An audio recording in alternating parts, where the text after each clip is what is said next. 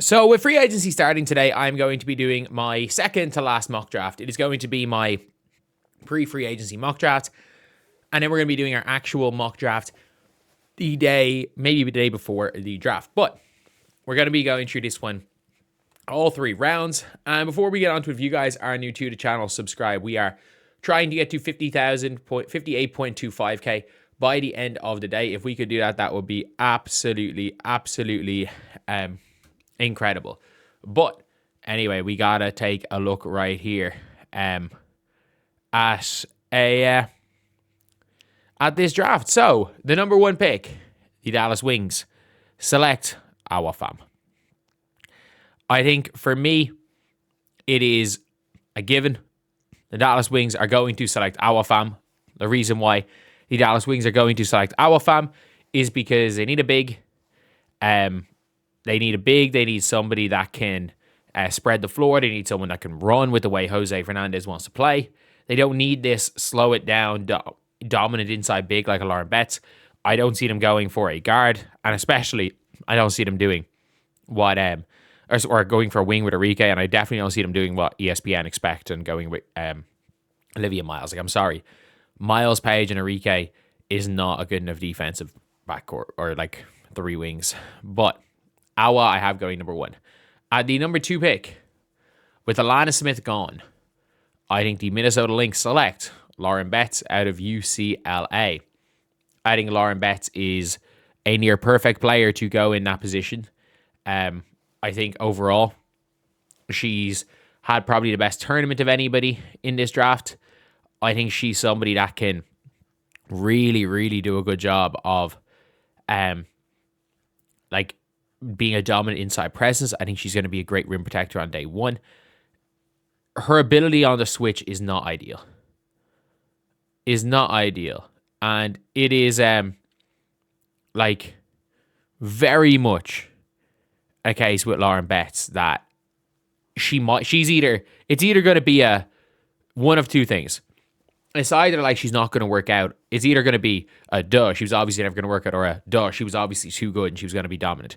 There's no scenario where Lauren Betts is only okay. She's going to be really good or a bench player. But I'm going to have her at number 2. And number 3, the Seattle Storm. And this is now a rebuilding franchise. This is a team that is going to lose Skylar Diggins. You're going to lose Skylar. You're going to lose what's her names? Naka. You're going to probably keep Ezzy, Gabby, and Dom Malonga. And you've got nothing else, really. I think they're going to just go point guard of future. I think maybe they don't even keep it at Gabby Williams. I think Olivia Miles is going to go 3. They need Olivia Miles to run the point. I think she can feed the ball to Dominique Malonga. She's an elite player. And I think AZ Fudd is going to be better on a team that's good. Like, I'm sorry. And for all people being like, oh, AZ needs to go higher. I mean this when I say this. If you're a fan of AZ Fudd, you want her to go number 2. And if she doesn't go number 2, you want a freaking, what was the dude's name? You want a Bo Callahan type slide. Like, you hope that it comes out that she didn't attend her friend's birthday party or didn't read, or none of her friends attend her birthday party or didn't read the playbook. It's not going to happen. But if you are a fan of AZ Fudd, you want her on a good team. If she doesn't go 2, you hope she slides 8, which is not going to happen. But I have her going at number 4 to the Washington Mystics. Even though, yes, they do need a guard. I'm sorry, Citron and AZ Fudd. It allows you to have these 2 off-the-ball guards. It then allows you to run a point guard that is a little bit more ball dominant. And, I mean, Jackie Young might be available. Jackie Young, AZ Fudd, Sonia Citron, Shakira Austin, and Kiki Iriafen. Like, that's a 4 or 5 seed. And you've got the Chicago pick. I got AZ going to Washington. And if you're an AZ fan, you should be happy. So at number 5, I think part of the reason why the Chicago Sky traded Angel Reese is because they're going to take the best player available here at 5. And I think the highest upside player. And I don't think Flaw J. Johnson wants to play with Angel Reese again. I think you're going to take an elite dynamic guard who has the ability to push the floor, who can shoot the ball, can't go left. But other than that, a good defender, super high upside player, like not even just all-star upside, superstar on and off the court upside. You need people to show up. Like, you need people to show up in general, like, to games without Angel Reese. So, I mean, Flau'jae is the move. Flau'jae is the move. People will show up to watch Flau'jae. Okay, so then we have got the sixth pick, and now we're at an expansion team. So, what the expansion teams can do is almost anything. The Portland Fire are in win now mode. The Toronto Tempo seem to be in win now mode. The Portland Fire are in tank mode. So a lot of it becomes upside for some of these teams. And my guess is the Toronto Tempo are going to take. I think like they need to sell some tickets. This is a team that doesn't really have anything too crazy in terms of like names. I think they're going to take Raven Johnson a 6. I think Raven Johnson is going to be taking a 6 purely because people like Raven Johnson. She is a big name. She is I'm not going to say a high upside player, but you know she's going to come in as a starter and just lock people up from day one. I think that her being there, like she could be gone at 6 purely because they want someone to sell jerseys as well. And South Carolina do have a lot of fans as well. And now we are at number 7.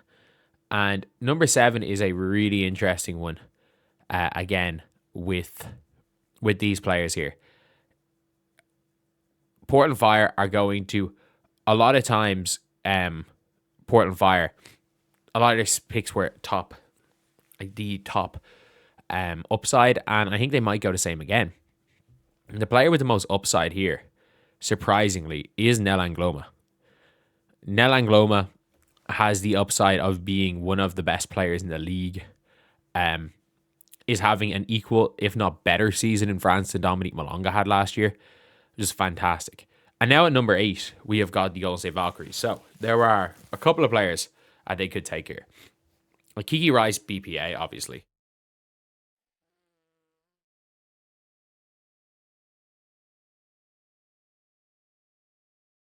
But with Kiki Rice being BPA, you then have Tanaya Latson, who is dynamic. The way they like to run up and down, a dynamic player like Tanaya Latson helps. Gianna Neepkins, sniper. Medina Okot is a big athlete who is improving on a team that might struggle for bigs. Iana Martin is an interesting prospect because she is a head down, go to the basket type player. And she's somebody that could be the future Kelsey Plum and has won an MVP in an international tournament over Hannah Hidalgo despite being a year younger. And then there's Gabriela Jaquez. If this was a week ago, I would have said Kiki Rice. I am going to go with Gabriela Jaquez going to the Golden State Valkyries. Just because, again, there is that feel-good factor. She is a bigger name than Gianna Neepkins. She's somebody that I do think that a team like the Valks are going to really like as a connective piece. That's all they like. That's the players they love. That's what they want. And a lot of people are comparing her to Sonia Citron. No, she's a lot more Lexi Hull than Sonia Citron. Like Citron, people don't understand this. Like Citron played the point for a year. Like Citron literally played the point for a year for Notre Dame when Olivia Miles was out. So like she is way, way more Lexi Hull than Citron. And I'm going to go at number 9. This is where Kiki Rice falls to. So Kiki Rice goes at number 9. The Mystics have Georgia Amore at the 1. Potentially, they could have Jackie Young in there.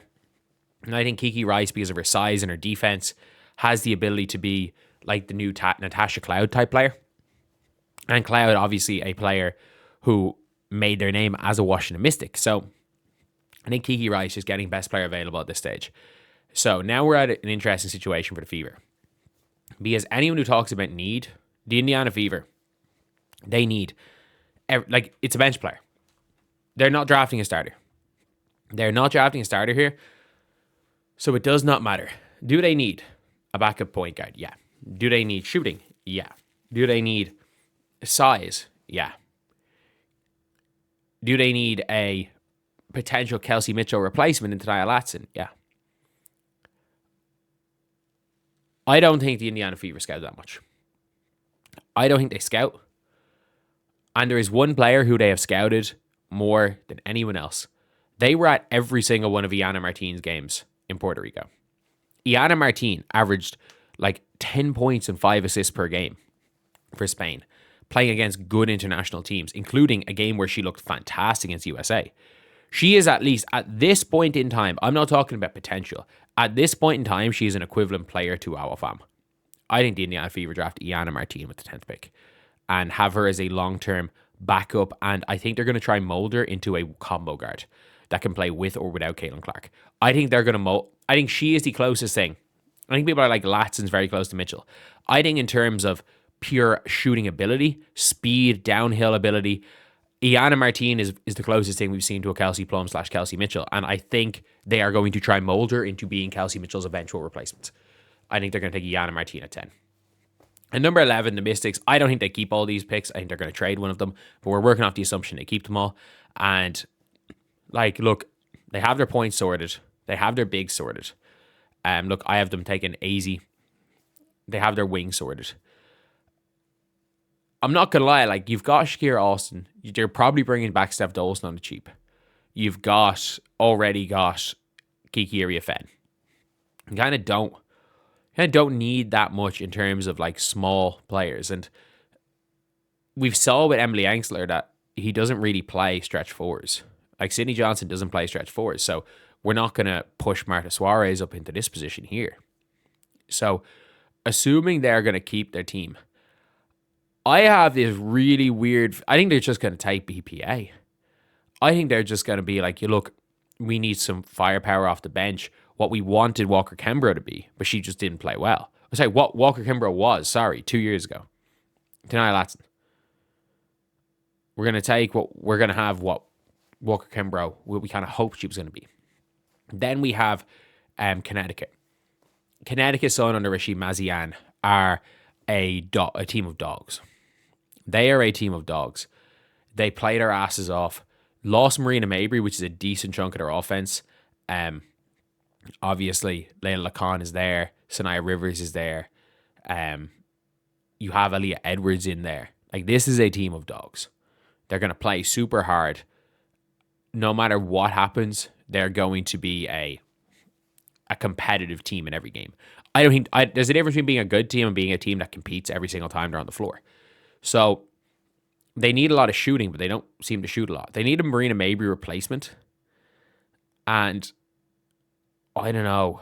So who comes in on the wing on this team? So Ono's coming back. I don't know if Tina Charles wants to come back. Do you go and take Gianna Neepkins just for the shooting? Do you take Neepkins purely for shooting? Maybe, or do you take Marta Suarez as a stretch four? I think maybe you take Neepkins, and if nothing else, it stops Neepkins going to the Atlanta Dream. The Atlanta Dream. Okay, so you have Angel Reese. You need a point guard, really. Got your 2-3 sorted. Bree Jones, you're probably going to bring her back close to a mil. Griner's probably going to walk. So you probably need a different look. You probably need a different look at that power forward position. Like Naz Hillman's you're probably not going to be able to afford Naz Hillman if Bree Jones is coming back. She's going to cost a lot, and to bring her off the bench, because you're not playing Angel as small forward. So who's the closest thing to who could be a Naz Hillman? I'm looking through here. Yeah, I don't love a lot of these picks. I really don't love a lot of these picks, to be honest.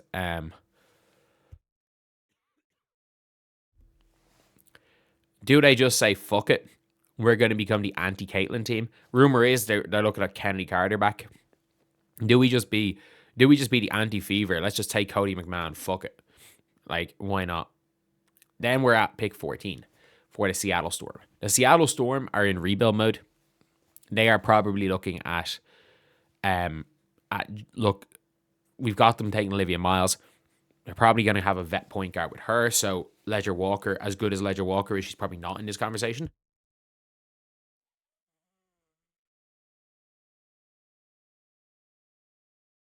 But then we're looking at who do they have. So Malonga's there.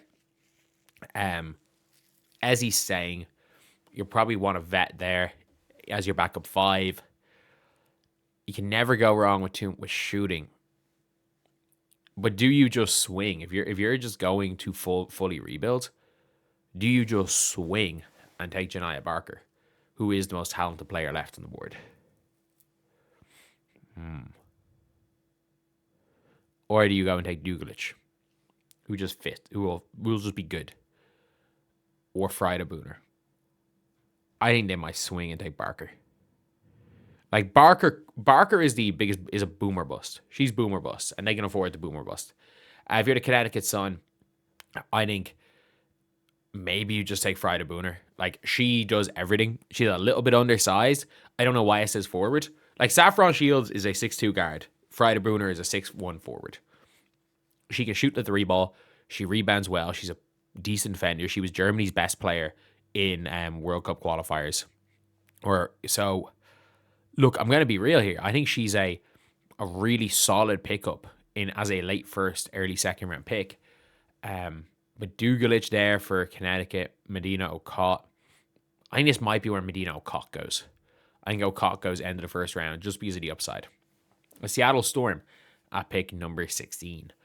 Okay, so they need a bit of shooting. I've given them... Who did I pick them at 14?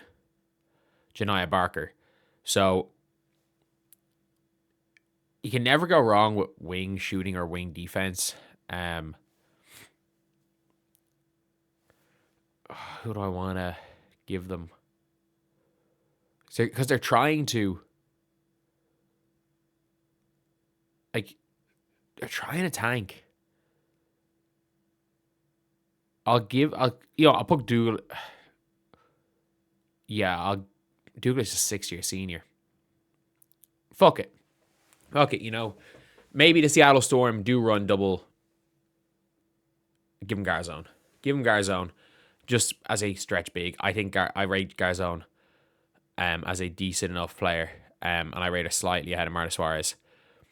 But the Portland Fire here at number 17, they are going to select for me. This is where I'm guessing. They're going to go... They might go big name. They might need a jersey seller.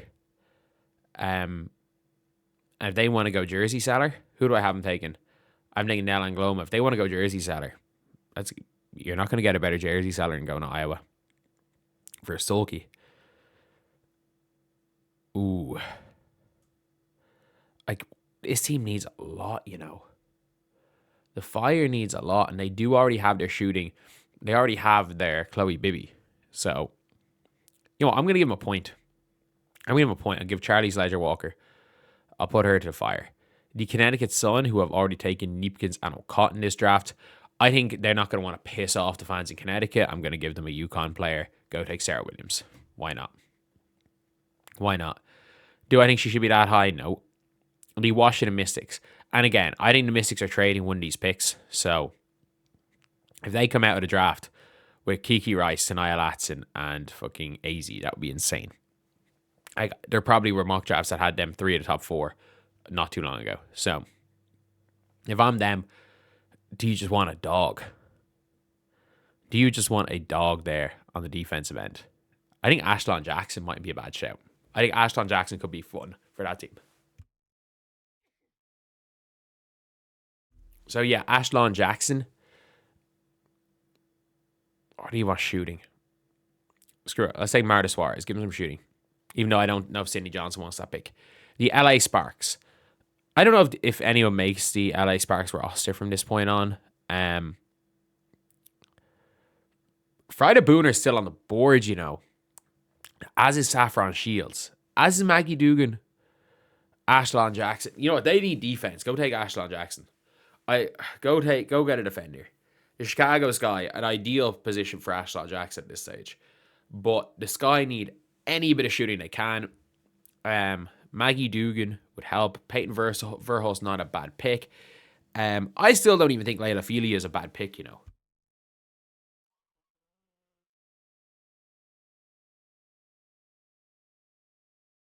What I don't see the Sky is getting a glue guy.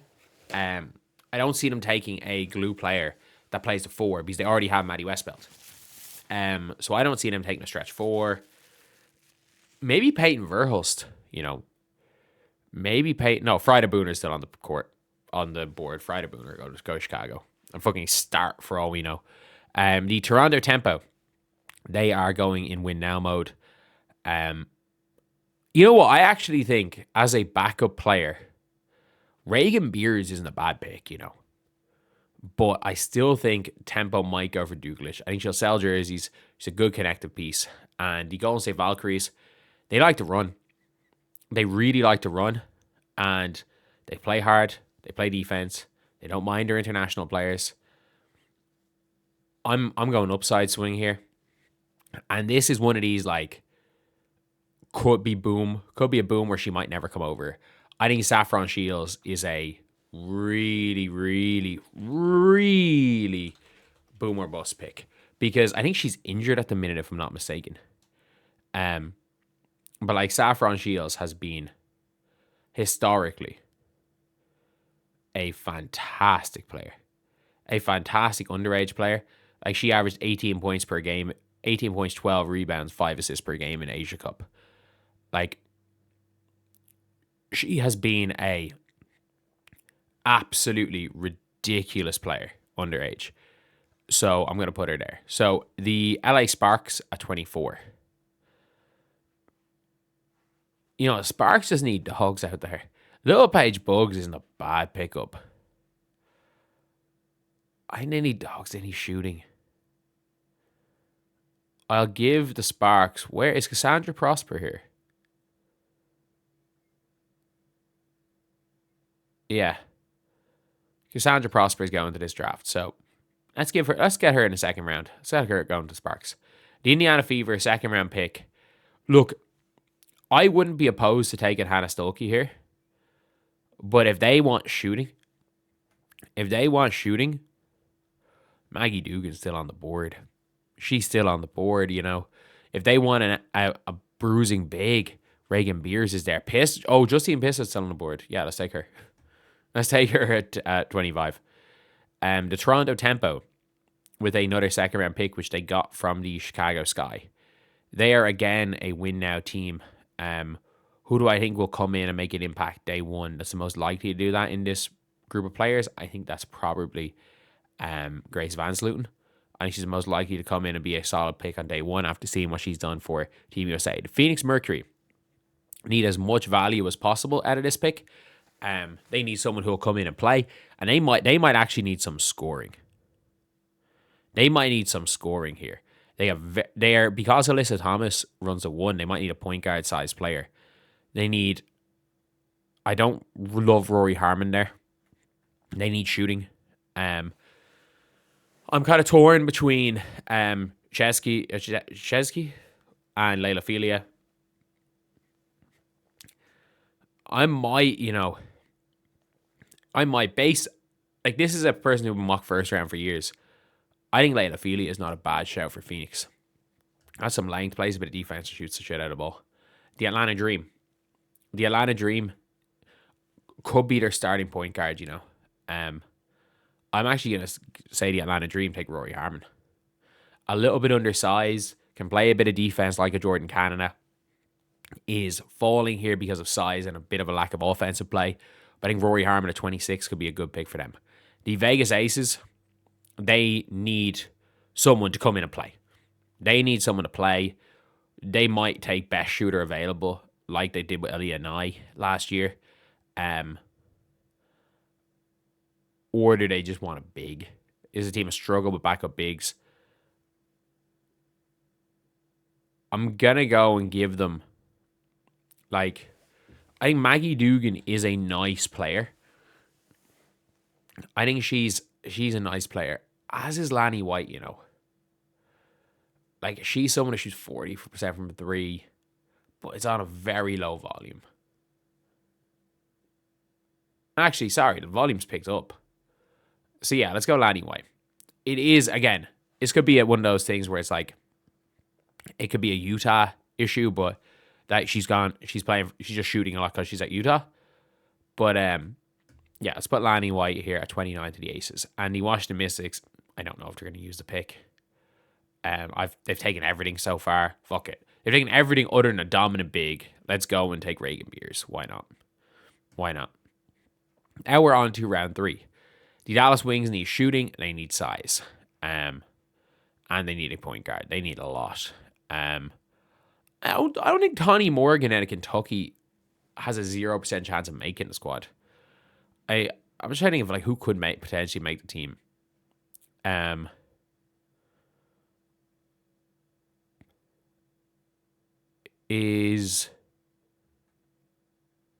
don't think a lot of these are making teams. You know what? Fuck it. Let's just give them Tawny Morgan. She might make it. Chicago Sky needs shooting. They need shooting everywhere. Maggie Dugan, who I was tempted to take in the second round. Maggie Dugan to the Chicago Sky. Then Connecticut Sun. Give them take Shea Jetsky. Potentially could come in and actually play it, give you minutes as a third round pick. The Washington Mystics, screw it. Like, none of these players are going to make the team, really. Verhulst, maybe. Like, if Verhulst just lights it up in preseason, maybe. The LA Sparks. In fairness, they do need a bit. I'll give the LA Sparks Hannah Stuckey. She might make a team as a hustle player. Toronto Tempo, at this stage, it really doesn't really matter. None of these are making the team.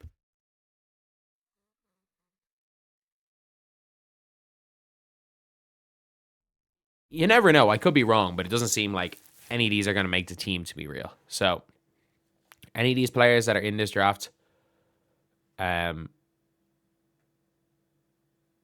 think there's going to be a lot of random stash players in the third round. Grace Sullivan, is she a senior? Or is she just draft eligible? Is she just draft eligible? No, she's a senior. Hey, I wouldn't be opposed to taking Grace Sullivan, you know. Like, I get it. Like, her team, Northwestern, weren't good.